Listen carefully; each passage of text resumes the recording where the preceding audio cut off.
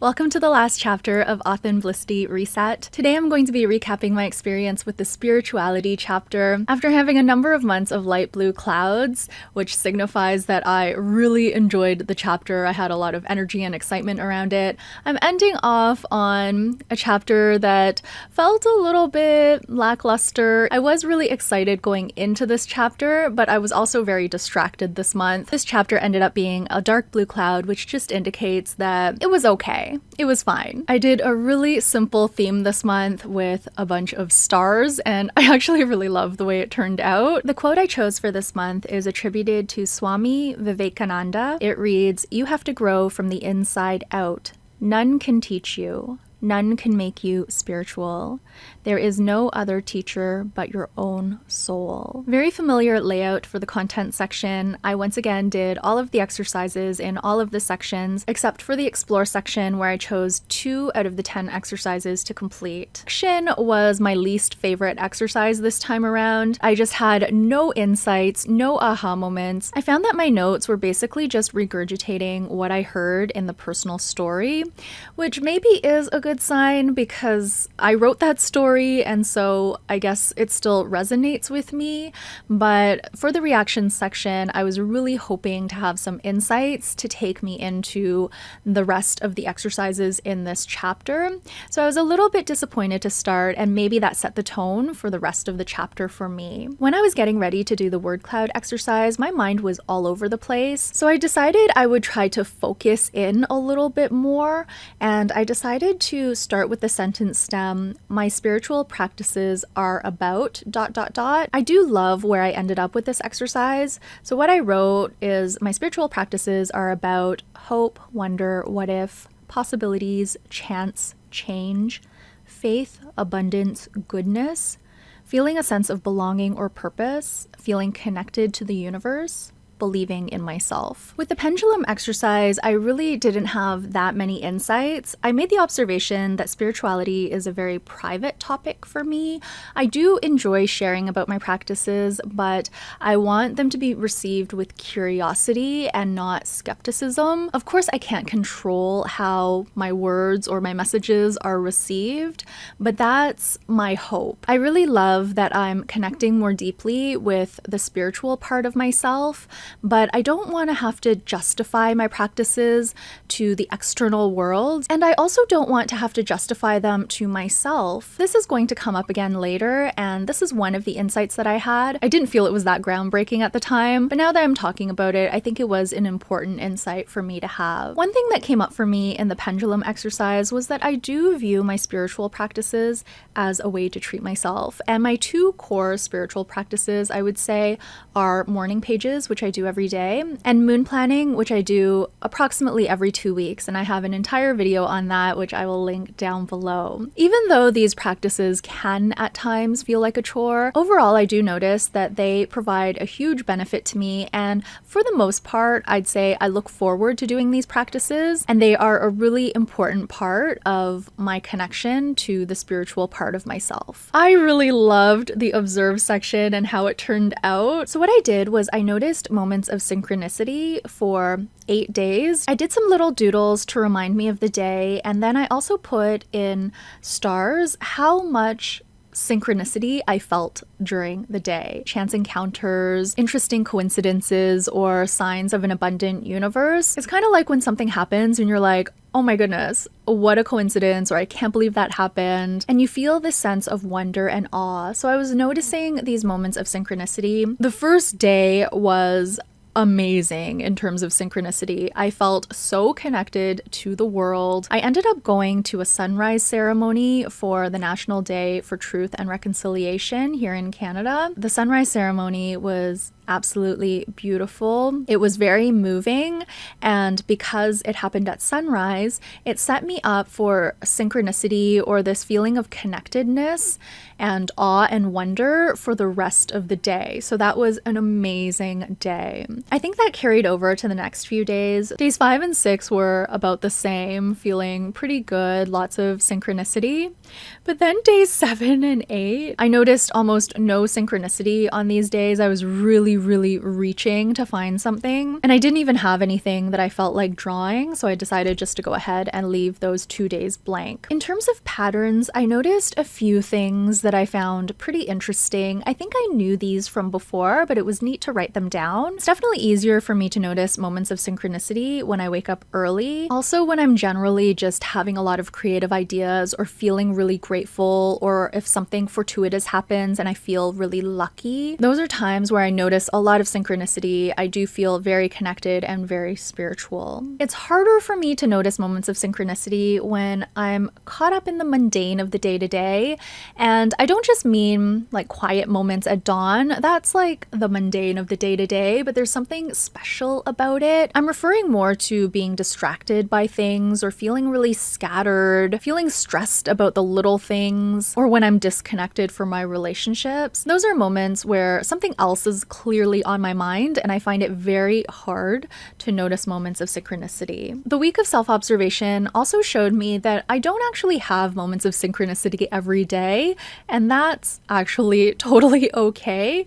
It somehow makes the times when I do feel these moments a little more special. The 2 exercises I chose in the Explore section were Believe Enough and Magical. Believe Enough I knew I wanted to do right away because I was thinking about my spiritual practices and why I do them. These practices include morning pages and moon planning, which I've already talked about. It also includes waking up early. So I've been waking up at around 5:30 to 6 a.m. every day, and being awake before dawn does feel spiritual to me.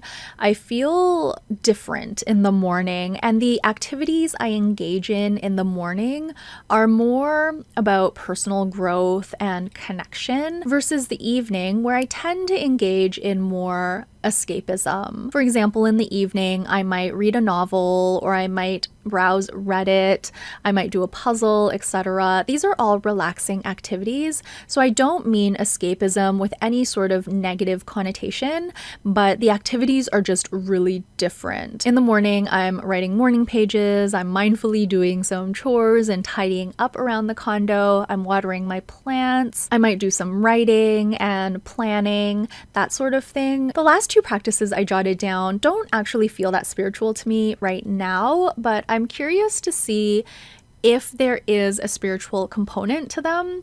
The first one is going for my daily walk, and the second one is intermittent fasting. I wasn't planning to do the magical exercise initially, but it had a sparkle to it when I was reading the 1-sentence descriptions for the 9 other exercises in the Explore section. So I decided to do it, and it ended up being a fantastic exercise. I really enjoyed it. It made me think of all of the magical moments and the magical people in my life, but these are all small moments and relationships that I've had for a long time. It's easy to overlook some of the magic in the day-to-day or in your long-term relationships. So it was a really heartwarming exercise, which was a nice surprise for me. Moving on to the Connect section, memories wasn't that interesting of an exercise for me. I have the same memories over and over again about spirituality. I think it's because I didn't grow up in a spiritual or religious household, so this wasn't really a huge part of my life growing up, and I don't have that many memories about it. So I jotted down what I could think of, but again, no aha moments in this section. Disentangling was where things started to get a little bit more interesting. I didn't go through the entire section the way I normally do with the 5 different sections of prompts. Instead, I just focused in on what I want to let go of, and this was really fruitful for me. I came up with 2 things. The first thing is what I alluded to before about an insight that I thought was really important for me to have in this chapter, and that is that I want to let go of the idea that my spirituality needs to make sense, and by this I mean make sense to me. I wrote, I try so hard to understand everything and to line things up perfectly in my mind. mind? What if I could just let that go? Be okay with believing enough? I think this was an important realization for me to have, that I'm my worst critic when it comes to questioning my own beliefs. I want to just let that go and just trust that these practices are helping me. I do notice benefits, and that is enough for me to continue the practice. I don't have to explain it. It just works. The other insight I had was very specific, and that was that my moon planning practice had become overly complicated. I had added all of these layers to it, and I had a spreadsheet that had many boxes for me to fill out, and I was feeling very detached from my intuition, like I was very disconnected from my own thoughts and emotions, even though I was going through the process every 2 weeks of checking in with my emotions. I felt like the practice had gotten too convoluted, and I really wanted to simplify it. Perceptions and perspective was a neat exercise for me, especially perceptions, because I realized that my inner critic is a nihilist. I noticed that my mind always has thoughts, especially around my creative projects. Things like, what's the point? Why do you care? Why bother? And the overarching recurring comment that there is no purpose or meaning in life. It made so much sense that these thoughts were coming from my inner critic. Whereas my inner best friend is deeply spiritual. She says things like, you're here for a reason. You have a greater purpose. It's okay to believe in things that can't be explained. It's okay to believe in an abundant universe.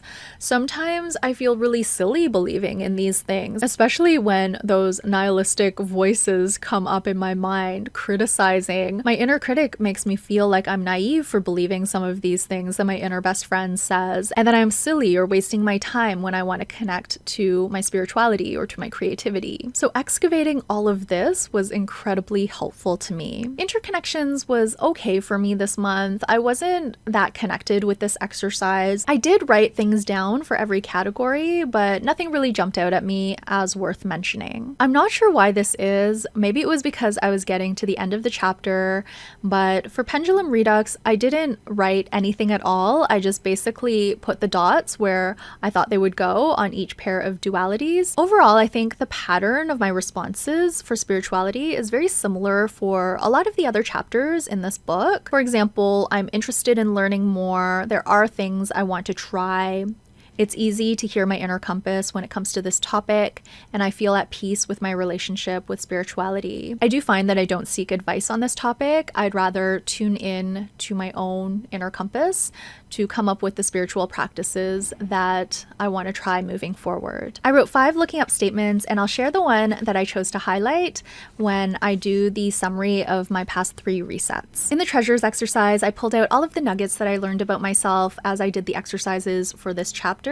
A lot of them I've already talked about. I'll just highlight one, and that is to heal my relationship with spirituality. I need to forgive my past self for being so judgmental. I feel like I have been very judgmental in the past, mostly when I was younger, because I really wasn't exposed to spirituality and religion at a young age, so I didn't know anything about it. This is something that I'm so glad came to the forefront of my attention, because I see how far I've come in terms of my own relationship with spirituality and my own mindset about spirituality. I've done the spirituality reset 3 times now. The first time was in December of 2021, and my looking up statement was, I see myself as someone who embraces syncretism and finds my own unique path when it comes to spirituality. This just means that I really do like to learn about different practices, and I follow my inner compass when it comes to which practices I want to try.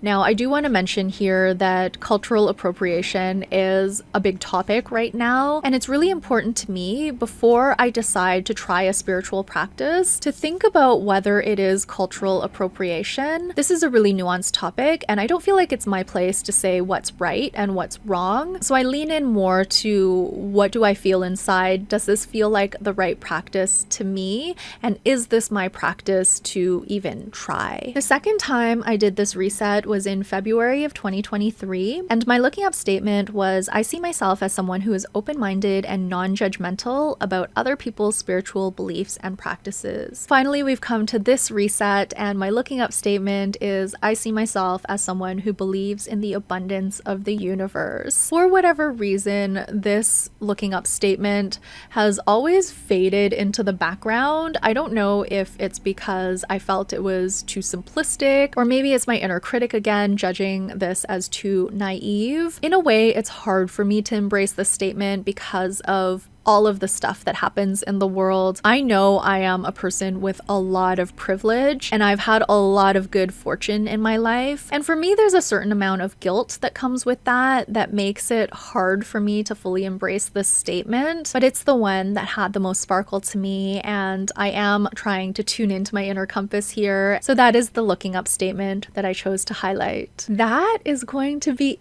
it for the spirituality chapter and for all 12 chapters of Authenblissity Reset. I can't believe it's been a year since I started doing these videos. If you have followed along with this journey, thank you so much for tuning in. I know this isn't everyone's cup of tea, and it just felt like a great indulgence for me to go through this book as a reader. I'm gonna try not to go on for too long because I do plan to do one more wrap-up video. Thank you all so much for watching this video, and I'll see you in a couple of weeks' time with the wrap-up video. Until then, please take care, and bye for now.